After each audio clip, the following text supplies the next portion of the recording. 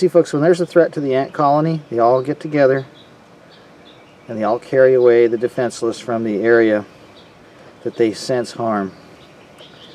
And what do we do with our children, folks? We put them into public schools where there are microwave systems that are sterilizing them. And we let them get away with doing this to our children. How many years have I explained what has been going on to the children in Fullerton? And how many years have you done just the opposite of what you should have done? Instead of carrying your children out where the harm is imminent, you bring them in every morning. I wanted to talk about, the schools, Jeff, because, children are, by the compulsory education laws, required to attend schools, and now they're all required to have an iPad or a Chromebook. And, these frequencies that are being used in the iPads and these Chromebooks, this Wi-Fi frequency, there are studies that have been conducted by the military. And there are studies that have been conducted on rats where they apply a microwave transmitter to a rat's abdomen for 15 minutes a day for 15 days, and then they sacrifice the rat and analyze the ovarian reserves of this rat. In some cases, the rat's ovarian reserve or the egg stores in the female rat are down 70%. Now that's a rat, and that's only 2 weeks. Now they put the iPad antenna on the bottom of the iPad for a reason. Funniest thing, huh? Funniest thing. Where do you put your iPad, ladies? Put it right in your lap. The little girls do, and the little boys do too. These young children are putting this thing right on their reproductive organs. And if that isn't crazy enough, Jeff, if you go to the FullertonInformer.com, and if you look at the tabs on the top, there's a tab called Apple 666, and if you click on that, it will go into the symbolism of the corporations that are involved in the coming 5G, like Artemis Technology. Their symbol is an inverted uterus. Artemis is also the goddess of fertility. Why would a coming 5G up-and-comer have an inverted uterus as their logo and name their product after the goddess of fertility? That's a really bizarre coincidence. I mean, why don't they call it like supercell generation or something, right? No, this is right in your face. The problem is people are in a situation where they don't understand what's being done to them. You basically have upwards of 70 devices going inside a room with metal walls. Ladies and gentlemen, that's a low-powered microwave oven.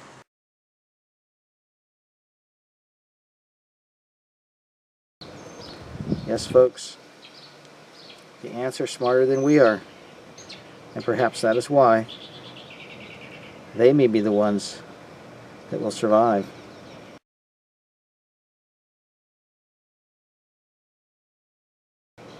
And just maybe, we won't.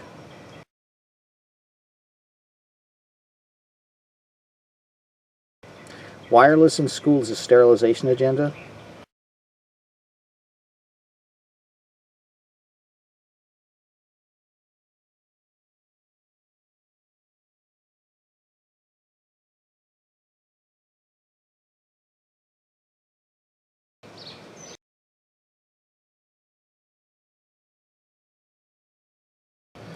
Go to Apple 666 Artemis in a Google or a Yahoo search engine.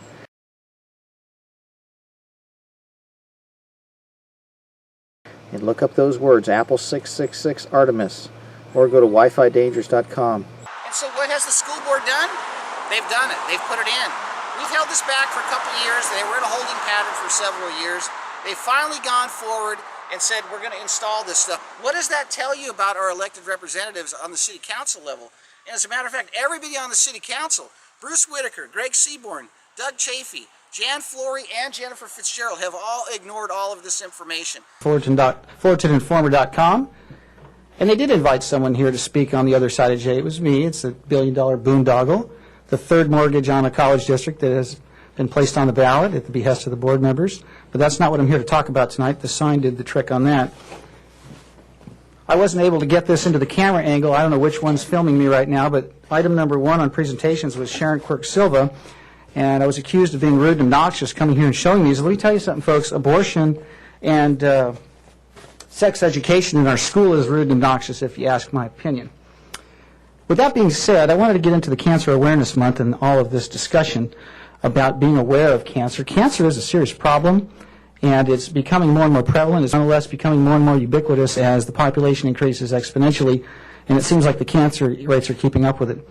Wireless radiation, for some strange reason, is getting a pass. It is being administered to our children in the schools. It is being administered to our adults in the care facilities and the hospitals. Wireless radiation, ladies and gentlemen, has the same classification as lead. We had a speaker here tonight talking about lead, how lead is a carcinogen. It is a Class 2B carcinogen. Wireless microwave radiation is a Class 2B carcinogen as well. The World Health Organization designated that back in 2011. I'm not making this up. So I don't know where this disconnect is with all of the wireless proliferation and the level of denial that's taking place in our school district, and the people that are responsible for its implementation are thumbing their noses at this. The Volunteer of the Month issue, I think it's a wonderful thing. What a gracious woman we had up here. And she talked about such a wholesome community. Folks, I'm here to tell you that this community is not wholesome anymore. We have this going on. We got sex ed coming. We got forced irradiation of school children. We have people being murdered by the police, people being allegedly molested by the police. We have people that have allegedly had their lives threatened by the police. And it seems like every time there's something to do with an investigation, maybe shaking down a citizen like myself, you only show up on the council days. Tuesday morning seems to be the day they like to come and ask me questions. I think that's kind of odd, but nonetheless, it doesn't really warrant much more discussion, aside from the fact that, in my opinion, the police department hasn't learned its lesson.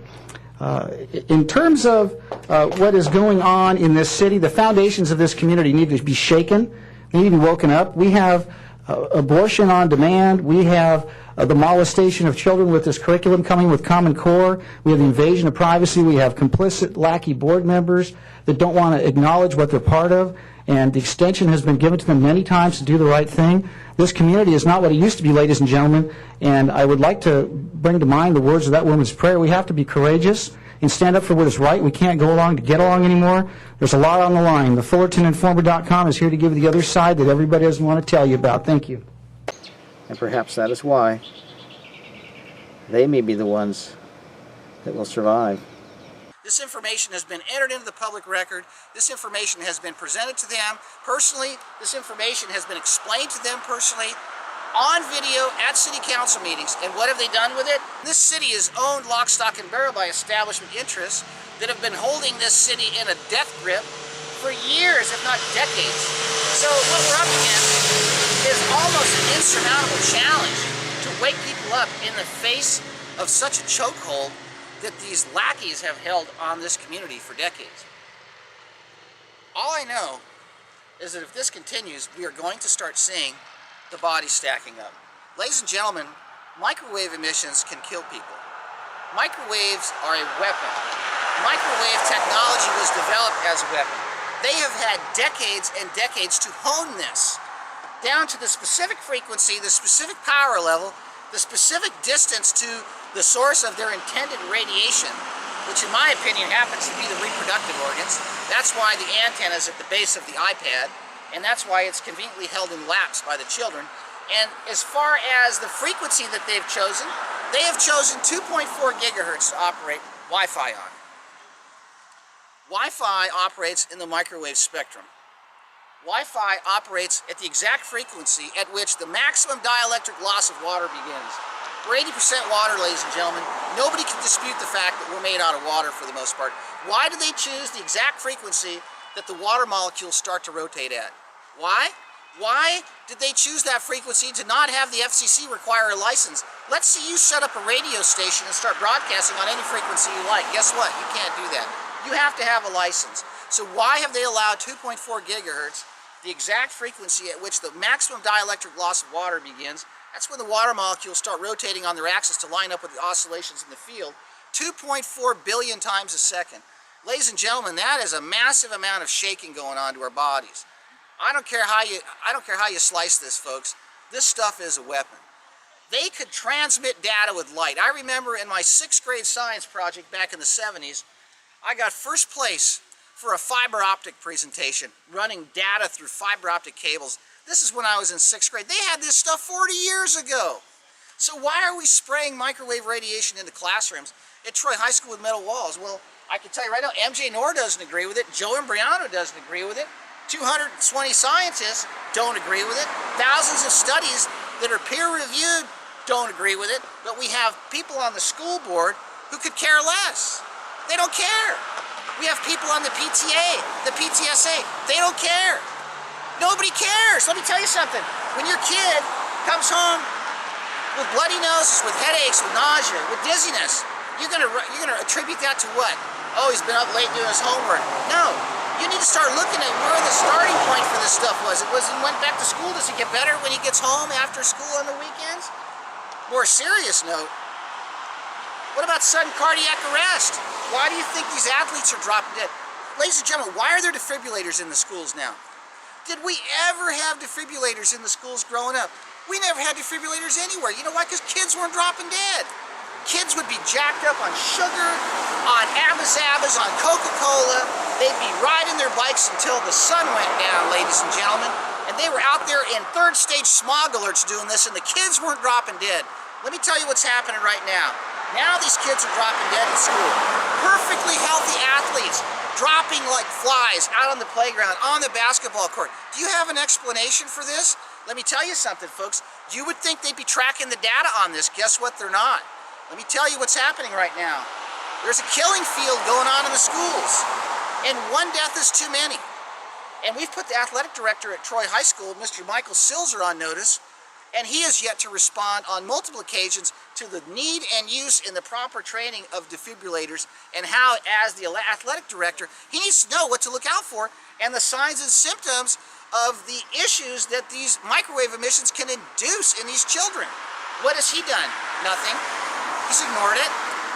I have a next door neighbor, Mr. Jesse Knowles, who's the technology guru for this high school. He just had a brain tumor cut out of the side of his head. Thank God he's okay because he has a family. He was presented with information from a parent in person. He refused to accept it. We tried to hand it to him in person. He refused to take the information. What kind of human being would refuse to accept information as it relates to the health and safety in terms of a perceived, if not potential, if not documented, if not real and imminent threat to children? How do you justify that? What kind of morality does that individual have?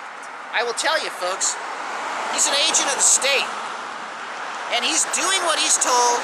He's following orders against the wishes of hundreds of scientists, against the California Medical Association, and even against someone who's had the courage to come out on this, MJ Noor, who almost got elected to school board here in the last round of elections.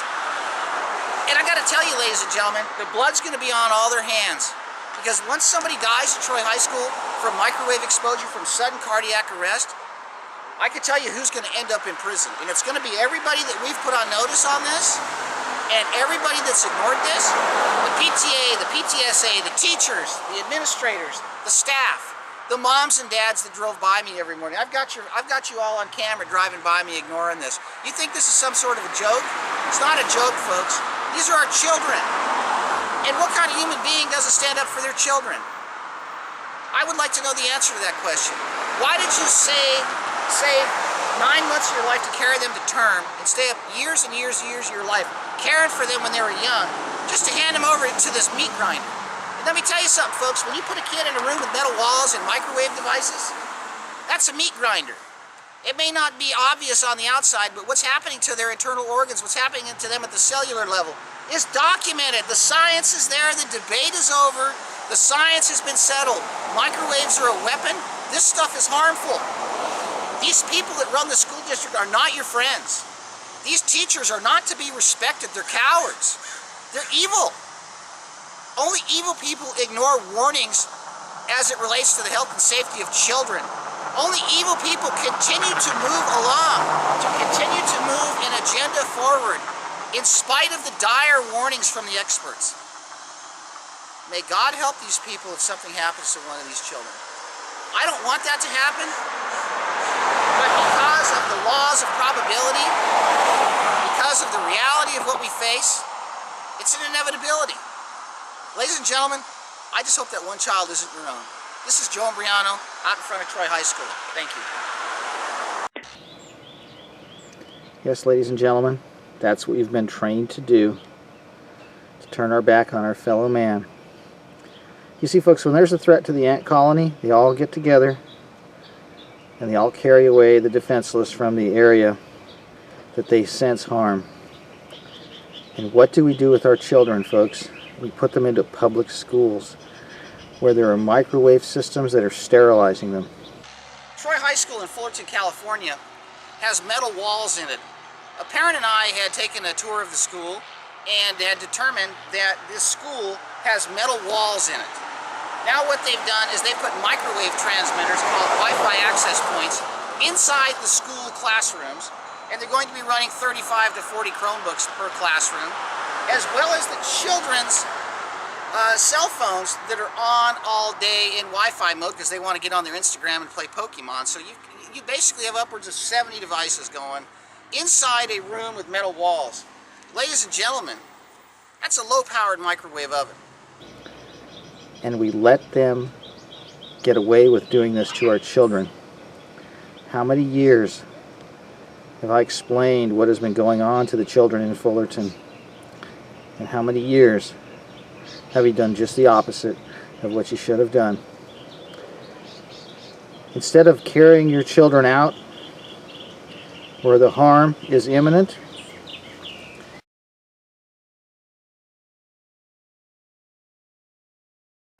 you bring them in every morning. Yes, folks, the ants are smarter than we are. And perhaps that is why they may be the ones that will survive.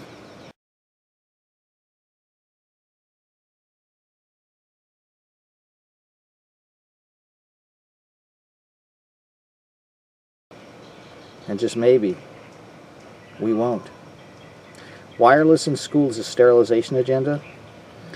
Go to Apple 666 Artemis in a Google or a Yahoo search engine and look up those words, Apple 666 Artemis. Or go to WiFiDangers.com and look at what stares everyone in the face that is too obvious to ignore. May cognitive dissonance not overtake you. This is Joe Imbriano, folks.